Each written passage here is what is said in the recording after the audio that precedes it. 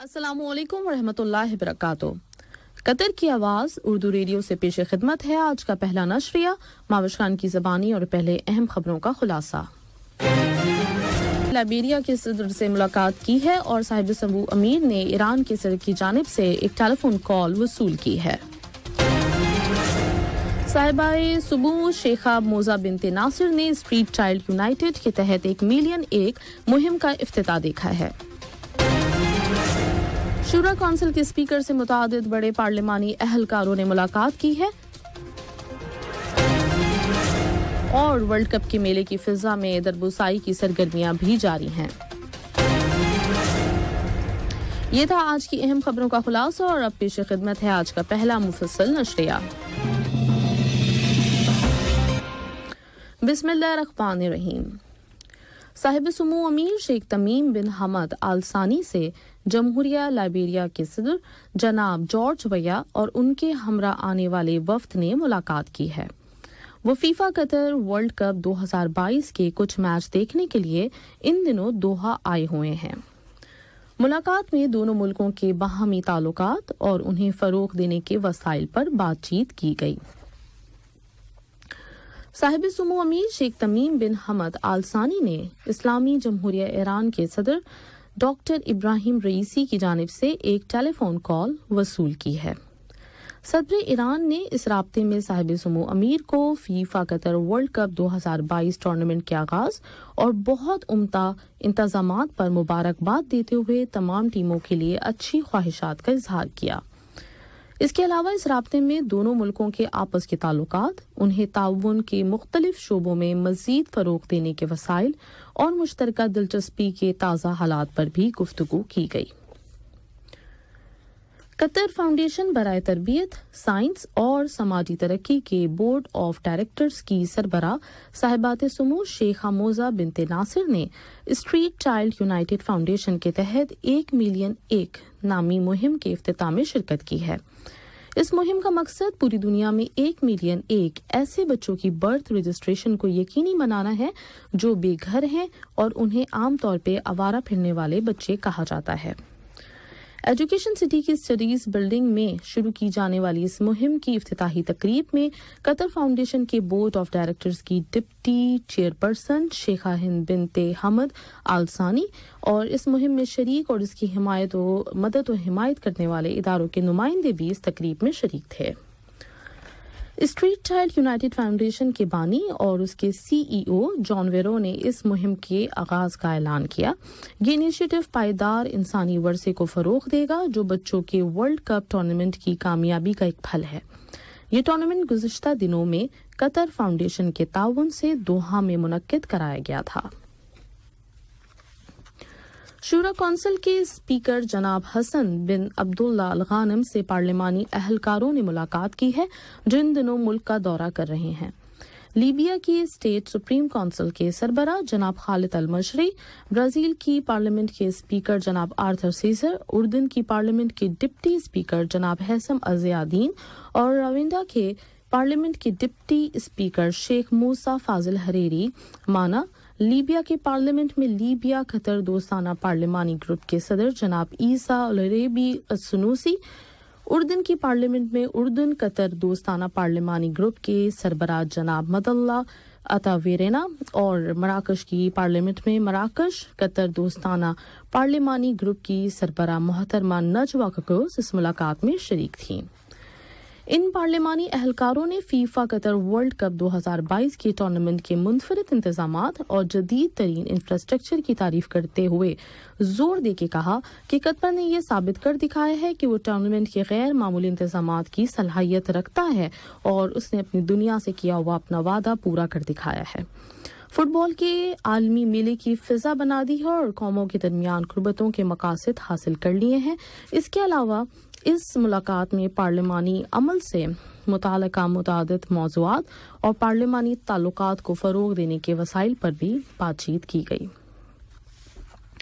अफ्रीकी मुल्कों की मदद के लिए यूक्रेन से ग़िज़ाई अशिया के हुसूल पर मुश्तमिल शुरू किए जाने वाले इंसानी प्रोग्राम की सरकारी तकरीब में नायब वज़ीर आज़म और वज़ीर ख़ारजा शेख मोहम्मद बिन अब्दुर्रहमान अल सानी की शिरकत قطر کے اس بھرپور اہتمام کا نتیجہ ہے کہ ایسے تمام پروگراموں اور منصوبوں میں حصہ لیا جائے جن کے ذریعے فوڈ سیکیورٹی کے استحکام اور ڈٹ کے کھڑے رہنے کی ملکوں کی صلاحیت میں اضافہ کیا جا سکے۔ نائب وزیر اعظم اور وزیر خارجہ نے اس تقریب میں ویڈیو کمیونیکیشن کے ذریعے خطاب کرتے ہوئے قطر کی جانب سے اس انسانی پروگرام کی مد میں $20 ملین دینے کا اعلان کیا۔ انہوں نے مزید کہا ہے کہ قطر ہمیشہ بین الاقوامی بحرانوں میں دوسروں کی مدد کرنے میں پیش رہتا ہے۔ اس انسانی پروگرام کا نام گرین فرام یوکرین رکھا گیا ہے۔ نائب وزیر اعظم اور وزیر خارجہ شیخ محمد بن عبد الرحمن آل ثانی سے امریکی سینٹ میں خارجہ تعلقات کی کمیٹی کے سینیٹر باب مینڈیز نے ملاقات کی ہے، جس میں دونوں ملکوں کے درمیان تعلقات اور تعاون اور تمام شعبوں میں باہمی تعلقات کو فروغ دینے کے وسائل پر بات چیت کے علاوہ مشترکہ دلچسپی کے متعدد علاقائی اور بین الاقوامی موضوعات، خاص طور پہ افغانستان، لبنان اور لیبیا کے تازہ ترین حالات پر گفتگو کی گئی ہے۔ سینیٹر باب مینڈیز نے اس ملاقات میں قطر کو فیفا قطر ورلڈ کپ 2022 ٹورنامنٹ کے بہترین انتظامات کرنے پر مبارکباد بھی دی اور ان کے عمدہ استقبال اور ضیافت کا شکریہ ادا کیا ہے۔ دربوسائی میں قطر کے قومی دن کی مناسبت سے تقریبات کا سلسلہ جاری ہے۔ یہ دن ہر سال 18 دسمبر کو منایا جاتا ہے۔ وزٹرز کی بہت بڑی تعداد نے، خاص طور پہ فیملیز نے، کل دربوسائی کا وزٹ کیا ہے۔ اس سال کی تقریبات میں ورلڈ کپ کی تقریبات کے ساتھ ساتھ قطری کلچر اور یہاں کے ورثے کو متعارف کرانے کے لیے مختلف تقریبات کا اہتمام کیا گیا ہے، تاکہ لوگوں کو یہاں کے آباء و اجداد کے رہن سہن اور ان کے لائف اسٹائل سے روشناس کرایا جا سکے اور بتایا جا سکے کہ ماضی میں یہاں کی صحرائی زندگی کیسی ہوا کرتی تھی۔ اسی ضمن میں سماجی ترقی خاندان کی وزارت نے کل دربوسائی میں اپنی خصوصی ونگ کا افتتاح کر دیا ہے۔ ریاست قطر میں باضابطہ سرکاری طور پہ نقل و حمل کی خدمات فراہم کرنے والی کمپنی کروا نے فیفا ورلڈ کپ 2022 کے پہلے 6 دنوں کے دوران اپنے کام میں نمایاں اضافہ ریکارڈ کیا ہے، کیونکہ اس نے اپنی مختلف سائز کی بسوں کے استعمال کرنے والوں کی تعداد میں اضافہ نوٹ کیا ہے، جس میں نومبر کی 20 سے 25 تاریخ کے درمیان تقریباً 9,50,000 مسافروں کو ایک مقام سے دوسرے مقام تک پہنچایا گیا۔ منصوبوں اور ورثے کی سپریم کمیٹی میں ٹرانسپورٹیشن آپریشنز ڈپارٹمنٹ کے ڈائریکٹر انجینئر ثانی الزارا نے زور دے کے کہا ہے کہ فیفا قطر ورلڈ کپ کے لیے قطر میں موجود شائقین کی جانب سے نقل و حمل اور مواصلات کے ذرائع کے استعمال اور نقل و حرکت میں بہت آسانی، روانی اور ہمواری پائی جاتی ہے، اور یہ ورلڈ کپ 2022 کے دوران فٹ بال کے شائقین کو آرام دہ اور پر لطف تجربہ فراہم کرنے کے لیے سپریم کمیٹی اور شراکت داروں کے درمیان زبردست تعاون کا نتیجہ ہے۔ دوحہ کے دل مشرف سٹی میں واقع میزبان ملک کا میڈیا سینٹر، جس کا افتتاح منصوبوں اور ورثے کی سپریم کمیٹی نے کیا تھا، فیفا قطر ورلڈ کپ 2022 کی کوریج کے لیے دوحہ آنے والے ذرائع ابلاغ کے ہزاروں نمائندوں کو مختلف سروسز اور سہولتیں فراہم کر رہا ہے۔ سپریم کمیٹی کی کوشش کے مطابق یہ سینٹر دنیا بھر سے آئے ہوئے اخبارات کے مراسلہ نگاروں، میڈیا کے نمائندوں، فوٹوگرافرز اور دوسرے متعلقہ افراد کو ضروری سروسز، ماڈرن فیکلٹیز اور دوسری سہولیات فراہم کر رہا ہے تاکہ وہ چیمپئن شپ کے مقابلوں اور اس عالمی ایونٹ کے دوران قطر بھر میں منعقد ہونے والے دوسرے ایونٹس کی کوریج کر سکیں۔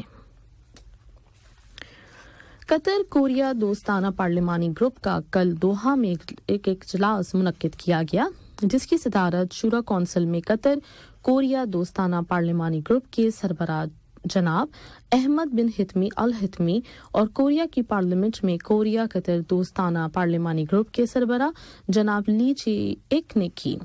اجلاس میں دونوں دوستوں ممالک کے درمیان پارلیمانی تعلقات اور انہیں مزید فروغ دینے کے وسائل کا جائزہ لیا گیا۔ صومالیہ نے اعلان کیا ہے کہ ملک کے جنوبی حصے میں واقع 2 گورنریوں حیران اور شبیلی کے درمیان واقع علاقے ایل تیری میں کیے جانے والے ایک فوجی آپریشن میں 100 سے زیادہ مسلح اشخاص قتل کر دیے گئے ہیں۔ صومالیہ کی خبر رساں ایجنسی نے بتایا کہ نیشنل سیکیورٹی اور انٹیلیجنس کے ادارے اس آپریشن میں شریک تھے۔ اس نے مزید کہا کہ ہلاک ہونے والوں میں کئی نمایاں لیڈر بھی شامل ہیں۔ یہودی آباد کاروں نے کل پھر قابض اسرائیلی فورسز کے سخت حفاظت میں آ کر مسجد اقصیٰ کی احاطوں پر چڑھائی کی ہے۔ فلسطینی وزارت خارجہ نے مسجد اقصیٰ کو درپیش خطرات پر متنبہ کیا ہے اور کہا ہے کہ نتن یاہو اور بن غفیر کے درمیان طے پانے والے سمجھوتوں کی فضا میں نتن یاہو کو اپنی نسل پرستانہ پالیسیوں اور موقفوں پر عمل درآمد کے وسیع تر اختیارات مل گئے ہیں اور اس کی کوشش ہے کہ تاریخی حقائق میں بڑے پیمانے پر تبدیلیاں کر دے۔ اور گزشتہ دنوں وہاں ہونے والے انتخابات میں دائیں بازو اور انتہا پسند دائیں بازو کی کامیابیوں نے سیاسی کشمکش کو ایک مذہبی محاذ آرائی میں تبدیل کر دینے کا خطرہ پیدا کر دیا ہے۔ شمالی کوریا کے سرکاری میڈیا نے وہاں کے حکمران کم جونگ ان کا یہ قول نقل کیا ہے کہ ان کے ملک کا حتمی مقصد یہ ہے کہ وہ دنیا کے سب سے طاقتور ایٹمی پاور بن جائے۔ کم جونگ ان فوجی افسروں کی پروموشن کی ایک تقریب میں تقریر کر رہے تھے جنہوں نے گزشتہ دنوں اپنے ملک کے سب سے بڑے بیلسٹک میزائل کو داغنے کے عمل میں حصہ لیا تھا۔ اور اب کچھ خبریں کھیل کی۔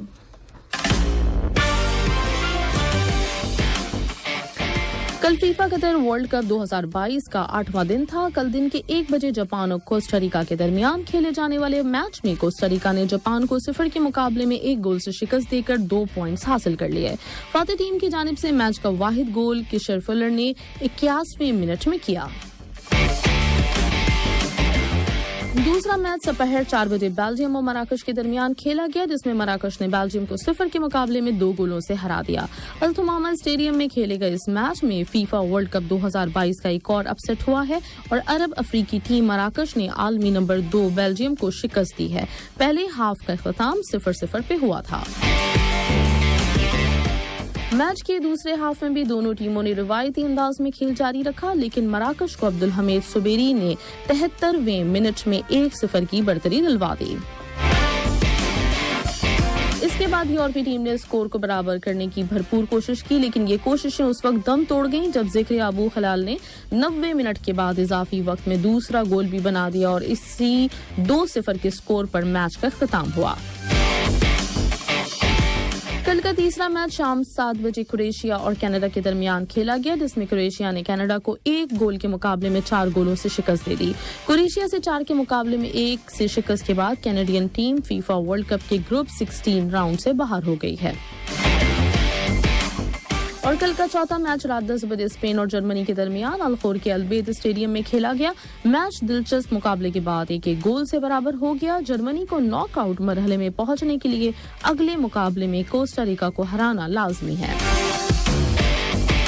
آج ورلڈ کپ کے 9ویں روز دن 1 بجے کیمرون اور سربیا کے درمیان میچ کھیلا جائے گا۔ دوسرا میچ شام 4 بجے جنوبی کوریا اور غانا کے درمیان ہوگا اور آج کا تیسرا میچ شام 7 بجے برازیل اور سوئٹزرلینڈ کے درمیان کھیلا جائے گا جبکہ آج کا چوتھا اور آخری میچ پرتگال اور یوروگوئے کے درمیان رات 10 بجے ہوگا۔ آج کے اس نشریے کے اختتام سے پہلے اہم خبروں کا خلاصہ ایک مرتبہ پھر سماعت فرما لیجیے۔ صاحب سمو امیر سے لائبیریا کے صدر نے ملاقات کی اور صاحب سمو امیر نے ایران کے صدر کی جانب سے ایک ٹیلی فون کال وصول کی۔ صاحبات سمو شیخہ موزہ بنت ناصر نے اسٹریٹ چائلڈ یونائیٹڈ کے تحت 1 ملین 1 مہم کا افتتاح دیکھا ہے۔ شورا کونسل کے اسپیکر سے متعدد بڑے پارلیمانی اہلکاروں نے ملاقات کی ہے۔